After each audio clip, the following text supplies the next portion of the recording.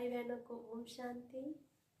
तो परमात्मा ने आज बताया है कि एक श्लोक ने दिया है कि लहरों से डरकर नौका पार नहीं होती, कोशिश करने वालों की कभी हार नहीं होती। तो बाबा ने प्रश्न किया है कि हमें किस नाव पर बैठना है।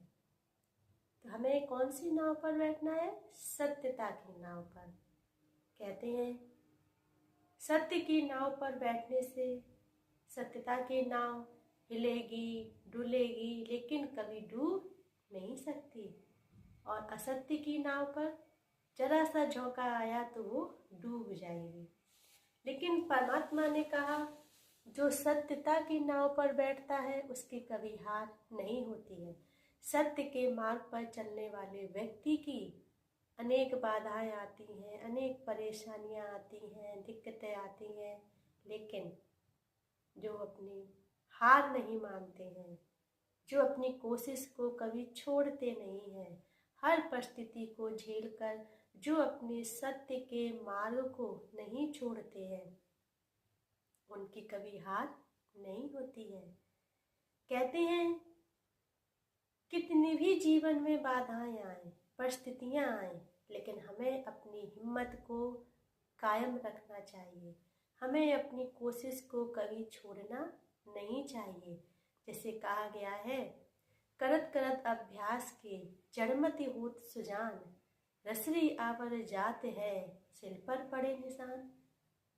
तो हम अभ्यास करते रहेंगे, एक दिन पत्थर पे भी निशान पड़ जाते हैं। ऐसे जीवन है, ये जीवन ही हमारा संघर्षमयी जीवन है। चलती गाड़ी का नाम है, संघर्ष का नाम है।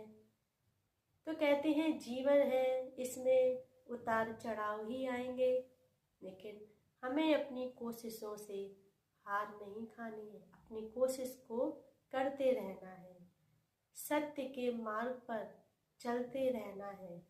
जो सत्य के मार्ग पर चलते हैं उन्हें अपनी मंजिल प्राप्त होती है, और जो असत्य के मार्ग पर चलते हैं उन्हें कभी अपनी मंजिल प्राप्त नहीं होती है।